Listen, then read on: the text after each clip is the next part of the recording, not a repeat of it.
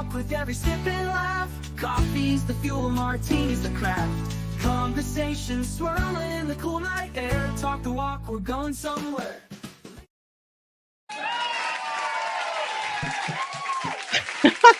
Good morning, Alan. Good evening, Leanne. You know, that intro just taught me I better keep changing my outfits. Yeah, it taught me that as well. I need to get, I need no further encouragement to get new clothes, but at least every 2 weeks. Created by AI, kind of cool. It created a jingle for us. I just put the Talk the Walk in with Alan and Leanne. Yeah, I love the jingle. Yeah, I mean, it's actually a 3-minute song, but I thought it'd be a bit indulgent if we played that at the beginning of our sesh. So, Alan, welcome to another episode of Talk the Walk. Where have you been this week? Well, we got back from Rome this past weekend. We spent a week there with no agenda and saw, I think, every church and basilica in Rome. We walked through the catacombs, and I learned an interesting thing. I said to our guide, these churches, I mean, not just St. Peter's, but everything is immaculate. And I said, do all of these churches and basilicas have such contributions to keep them in such wonderful shape? And he said, no, they're paid for by the government. And I said, the government of Italy pays for the upkeep? He said, yes, because when Italy was consolidated under Garibaldi, all the principalities and everything were consolidated. The Vatican had a great deal of land, and it was a country. And so the government of Rome, of Italy made a deal with them. They said, you give us a large part of your land. You can keep a little bit, Vatican City. And in return, we'll provide the upkeep for the churches. And the Vatican said, you got it. Pretty good deal. That's a really good deal. I mean, Vatican was great at negotiating. And how many years ago would that have been? We're talking hundreds of years ago. It had to be in the 19th century sometime. Yeah. So, it's been expensive. Yeah, it was expensive. Right? Amazing. And I've been to regional Victoria, nothing exciting, but just a beautiful part of the world. You haven't been to the regions of Australia. You've kind of stayed in the cities, or have you been?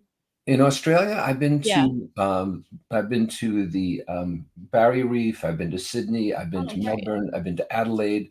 I've been to Brisbane. And I would love to have gotten to Tasmania and the Outback. I never have yet. But I am thinking of going back for a 20th time because there was a big headline in the New York Times this morning that Qantas showed an erotic movie to everyone on board. No choice, and you could not turn it off. So I'm thinking maybe I'll do it. I mean, but when you fly first class, I guess you can choose your own movie. But yeah, they did that. I was reading about it. Apparently, the movie, it depends on who you talk to. The movie isn't that bad, but still, like, people put covers over this. People covered the screen so their kids couldn't see it. I mean, yeah, okay. So if you're joining us live, let us know where you're dialing in from. We've got a LinkedIn user. Sorry, I don't know, can't see your name. Hashtag Brisbane represent. It's great to have you here, nice and early. And today's topic is, Alan, turning your expertise into passive income. So very curious I know you've got various income streams and you seem to have a lot of fun with creating offers. Let's talk about that. So what are your type of passive income streams that you have?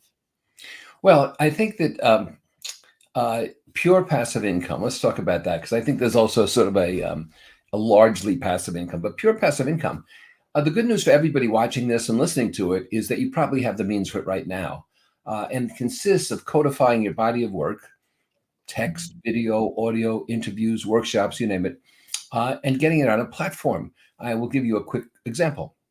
Some years ago, I was mentoring a lawyer in Florida. And as a sideline, he put up legal forms that were generic that people could download. And he charged about $60 to do that, whatever it was. And they were for terminations, and they were for hiring, and they were for vacation and things like this. And I suggested to him that, even though he was an attorney in Florida, that some states had different kinds of rules. Why didn't he look into it and post the right forms for different states? And I said, why don't you have a subscription where people say, I don't know, pay $6,000 a year, small business owners, and they can take as much as they want every year. And 2 years later, he stopped his legal practice, and that's all he was doing. And he was making well into six figures. So when you have the intellectual property, when you have the means, all you have to do is create a platform. And today, the technology is such. I happen to use Stripe, which takes an order and automatically just puts it right into your bank account. Yeah, it's great. Stripe, and I love that. Even I'm getting an idea as you mentioned that, because there's so many things and templates I provide for clients that I just sort of, you create it for this one off, but you think if I just went through and searched my sent items or seeing what's on my Dropbox drive, there might be some opportunity there to pull that all together and offer that out. Because I think a lot of the time when I think of passive income, I think, oh, I've got to create an online course. And that is more creation of work as opposed to just digging for gold, packaging that and offering that. That's right. You have the wherewithal. I mean, when early in your career, did you find yourself giving things away to people as a nice gesture? They'd want a template for this. I'd give them my proposal template or whatever. Mm-hmm. And then after a while, you realize these things have tremendous worth because people can use them forever and ever and ever. So that's what I mean, that we all have the capability of doing this. We just need the energy and the originality to put it in a platform that's attractive to people. So right now I have 4 platforms, 3 global platforms, and something called Growth Access. And the technical people I work with, automatically insert things into these. So it's very rewarding. In fact, in the global programs, these 3 platforms, as of last week, I got my 58th country involved. So people from 58 countries are doing this, which was my intent. Keep it inexpensive, spread the word. Yeah, nice. And I love that one of your KPIs is number of countries that purchase. Like, I've never even thought about that as a good measure. Well, I tell you, my intent was not to make money. My intent was not to lose money, but my intent was, excuse me, I would like people in primarily Asia and Africa and Latin America who can't afford to obtain my value in other ways to be able to get it inexpensively. So these products go from about $115 to $250, or you can buy them in a package.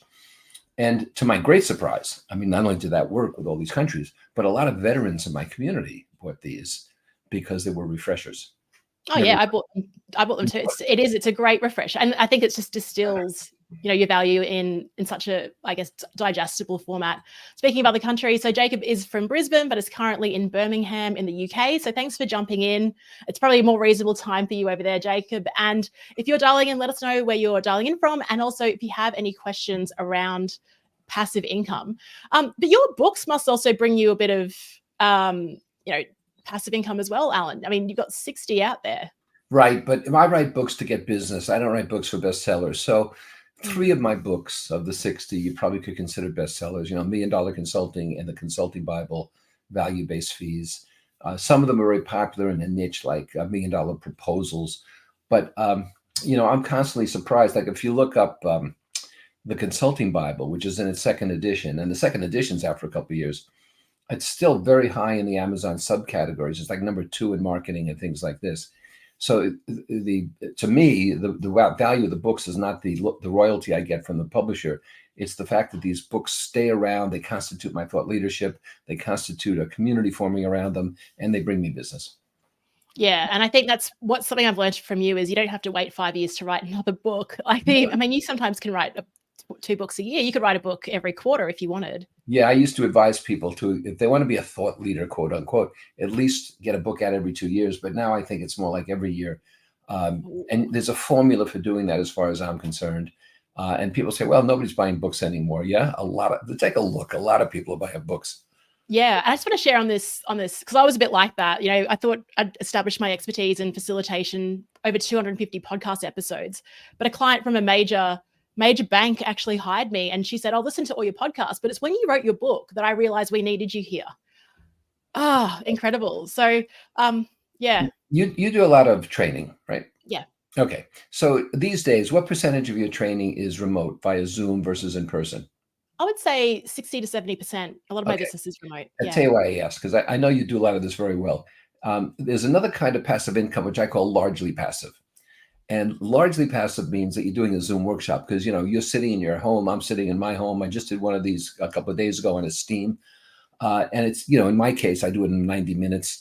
And, I've got a drink, a soft drink, and it's Q&A, and I record it. And so if people can't attend, they get a copy of the recording. Then the recording goes into my other intellectual property, my other platforms, and so forth. As a matter of fact, I found a hotel here that's 8 minutes from my house. And I said, 8 minutes from my house, I could come home for lunch. That's really largely passive income. I go over there and I do a full day.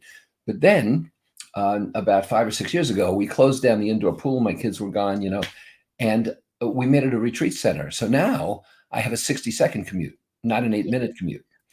And so I go downstairs, I got my lights, I got my camera, and I deal with people in person a couple of times a year. So passive income, I think, can be flexible depending upon how much work you think is involved or not. Yeah. Okay, great. And that I think brings into the different types of audiences, but I'd love to just acknowledge those that have jumped in and are here today. So g'day, Mark from Wasaga Beach in Ontario. Got Celine in Ottawa, Canada. Jeremy from Miami. We hope you're going. Gosh, Jeremy, what's the internet like down? I don't know how Miami's going, but just sending Florida lots of love. Simone, g'day in Brisbane. Great to have you here, fellow Brisbaneite. I met Fiona a few weeks ago at a conference from Canberra. Great to have you here, Fiona. And Donna is dialing in from New Zealand. Wow, so many people representing. I've got to say, Alan, so before we talk about different audiences, you did make me laugh. You have a 1 minute with Alan and you're talking about stupid questions people ask you. And someone asked you, what time does the 9 a.m. workshop start? Yeah. So fun. And my other favorite is, she said, you promised me a recording within 24 hours. I don't have one. I said, the program is until next week. She said, but it's more than 24 hours. Oh gosh, that's so fun. But let's talk about that. So those that are joining us, again, let us know if you have questions. But I think many of those people that I see there work with the wholesale audience. Now, you talk about wholesale and retail. Can you define that? Because I think there's different types of passive income options depending on which audience you're targeting. That's true. Well, I define wholesale as corporations, small business, large business, corporations. And of course, my career started in wholesale, and I was working with Fortune 500 companies and so forth. Retail to me is individual. So, you and I have had a retail kind of relationship. Yeah. And I believe that they're both very viable. They're not mutually exclusive. But for my preferences, I found that getting out of the corporate arena, the wholesale arena, where there were too many politics and too many delays, and getting into the retail arena where I could see people improve much more rapidly, one-on-one and so forth, was very gratifying. And I'll tell you an interesting thing about it, and that is I said when I made the change, okay, I'm going to make less money in the retail arena because people aren't going to write me, $300,000 checks. Well, if you do it right, passive income, leverage, special events, make a lot of money in retail too. Yeah. So tell us about that because you did make that conscious decision, right? I'm going to focus on retail. That means I'm going to drop some of this. Did it take a bit of time for you to then sort of level up? Did you have to do a lot of work building an audience? So at the moment, I'd say 80 to 90% of my income is wholesale. And the retail stuff is like the fun stuff I want to do, like the Vegas event and the red carpet experience. How did you transition? Well, my fourth book was $1 Million Consulting. It came out in 1992. And so in 1992, my image is reversed here. I'm not drunk. So which hand is that? So I was 98% wholesale and 2% retail at that point. And in the next 4 years, 296, and then going into the late 90s, that reversed. So this past year, I've had 2 corporate clients, and that's because they're people I know. But I found that it was much easier to deal with the retail folks. It was much easier to deal one-on-one. It was much more rewarding for me. And so the transition was like this. It didn't happen overnight, but it happened over 5 or 6 years. And it's amazing how much of the same skills are useful in either camp. It doesn't matter. Yeah, interesting. Yeah, that is interesting. Okay, because I'm thinking, I definitely get joy from both, but I feel like you kind of earned your stripes with what you did with corporate so that you could then go to advising individuals. So now we've got a few, again, hellos from Rafaela in London. We got Maya. G'day, Maya, in Brisbane as well. So many Brisbane people up early today, which is fantastic. The sun's rising around 5 a.m. That probably explains it.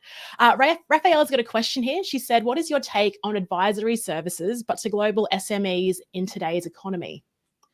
Well, those are the kinds of companies, small and medium-sized enterprises that need help more than anybody.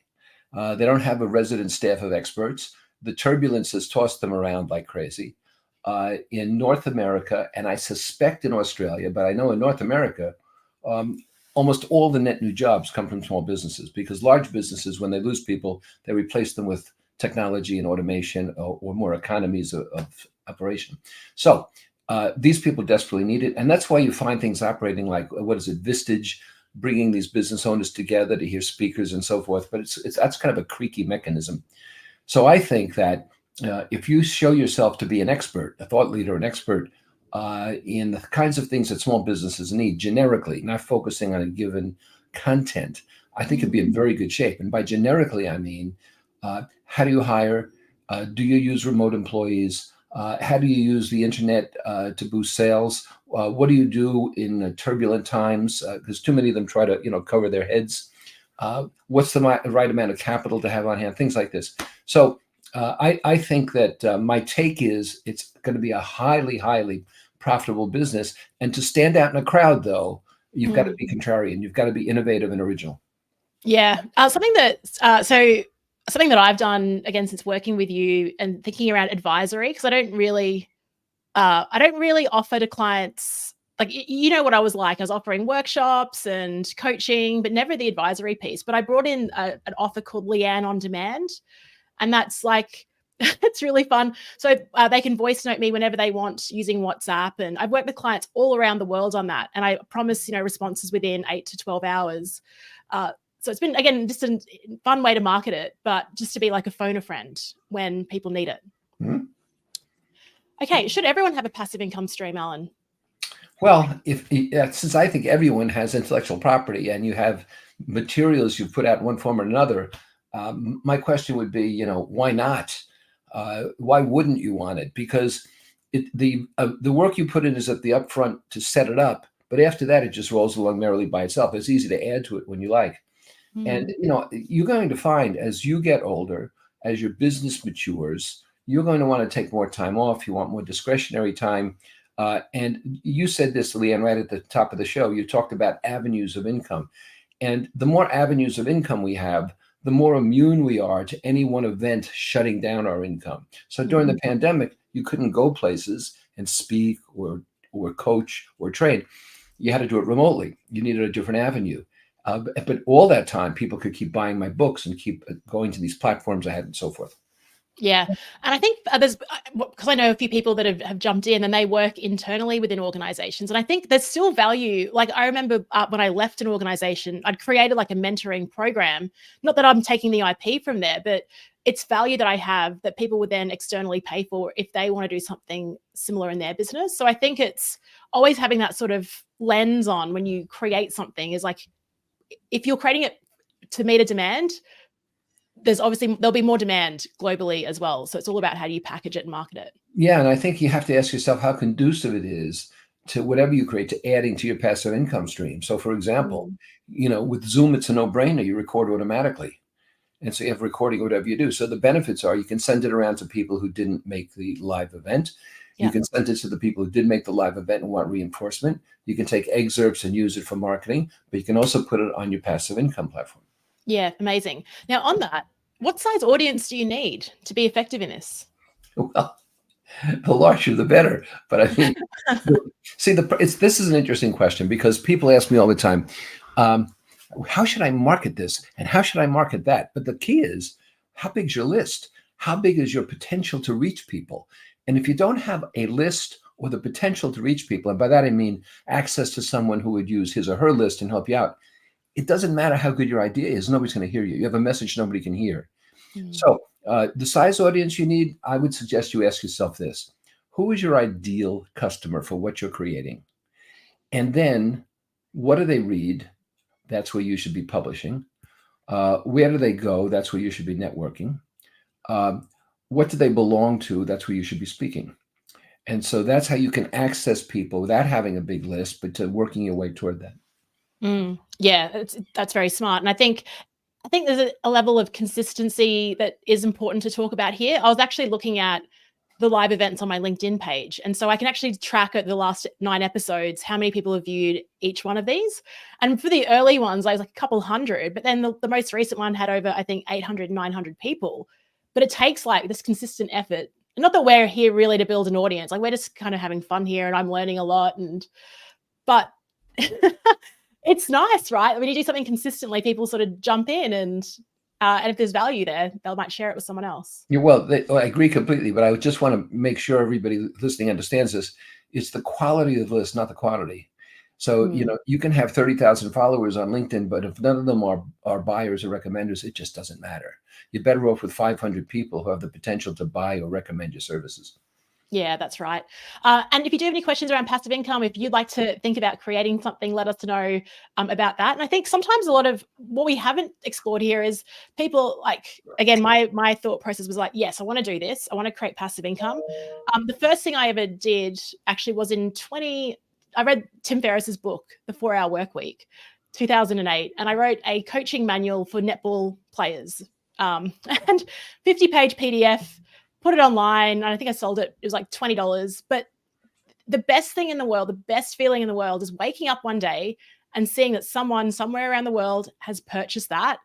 And while you've been asleep, you've made $20. I know it's a small thing, but it was the biggest thing for me. Like, this is a possibility. So I just want to encourage those that, if you're on here, I encourage you to start with something small, maybe something that's a hobby, and see how you can create something, because there's no better feeling. Yeah, and let me show you how to build on what you did. That's a great story. So, and I give you a lot of heat about netball. So, but the point is, having done that, if you then got a videographer and you went out on the court and you showed how to take the shot, what was legal, what was illegal, how to get a pass, and so forth, a 15-minute video, and then you put that on your platform, and you sold that video as an instructional video for $150, you know, if 1,000 people over the years even buy that, I mean, it's serious money. It's because there's no expense attached to it after the video is made.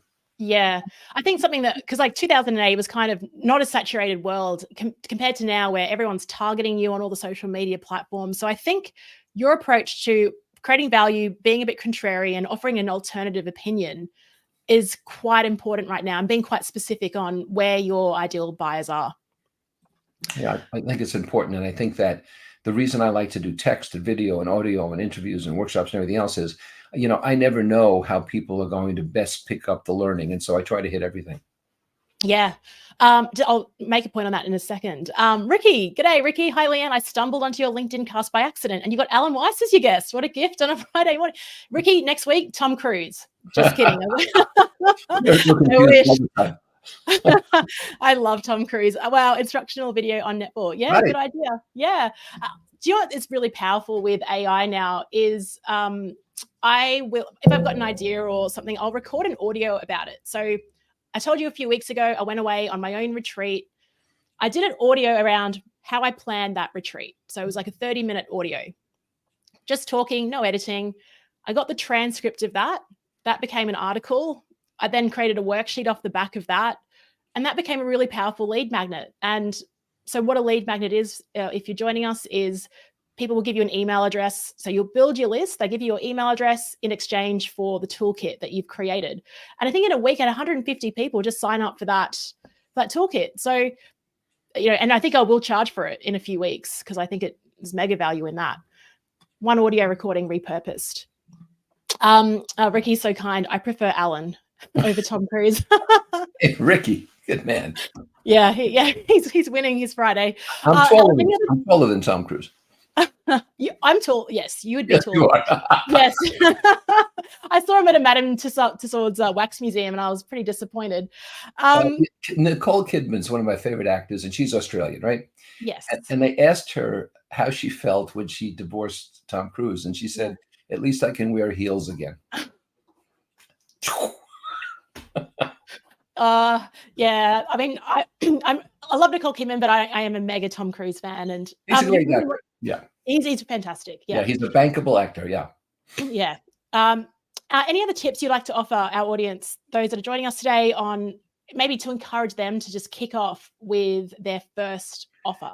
I'll tell you a secret that I don't think anybody really appreciates, and it's this. If you provide free value, passive free value, people will eventually buy the passive offers that you make. So, for example, every day I have a minute with Alan, which often exceeds a minute, but it gets a tremendous response. Every Monday morning, I have the Monday Morning Memo, which is my most popular newsletter I've ever done. And so people get used to this. I put in some soft upsells sometimes, but the fact is that Then they start to purchase things. Now, I consider newsletters, subscription newsletters, as passive income. I'm starting a new one on the 15th. And people are aware of this now because of this other stuff I'm talking about. So I think that if you want to create valuable passive income, start to give some things away, get people in the right mood. Yeah, like warm them up type of thing. Yeah, amazing. Thanks so much, Alan. Now, Alan, I'll be seeing you. Well, we've got a live stream. I'll promote that first. Our next Talk the Walk is on the 24th/25th of October, same time if you're joining us. So just put that into your diary. And upcoming events. So I'll see you in Vegas in a couple of weeks. Yeah, we'll be in Las Vegas. Yes. So I'm hosting an event on the 30th of October, and you've got Halloween. I'm actually going to teach people how to be extemporaneous by preparing in advance. I love that you can just sell that as an offer. It just shows you, like, you can sell it. It's so good. Well, I mean, I run workshops on how to run workshops, so I guess it's kind of similar. I have a program called the Workshop. Oh yeah, that's right, and that's on your growth platform. It is. Yes, great. So I'm excited about that. I've got a session with Sally Prosser in Brisbane. It's called Get to the Point, speaking how to speak with brevity. And the Red Carpet Camp Out is a luxury camping retreat I'm hosting in March of next year as well. So much on. And this is the fun part of creating your own offer. You decide what it is, right? Oh, absolutely. And my feeling is if I'm not having fun, you're not going to have fun. So if I'm having fun, everybody's going to have fun. So I do things I enjoy doing. Amazing. And in great places as well. We just want to say a big thank you if you've joined us live. Thank you for sharing where you're from and your questions and comments as well. It's so great. And on that note, hope you have a great afternoon, Alan. You have a great day, and thank you all for being with us. Thank you.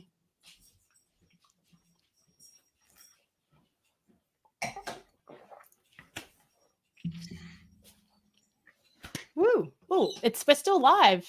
Forgot to end the stream. So thank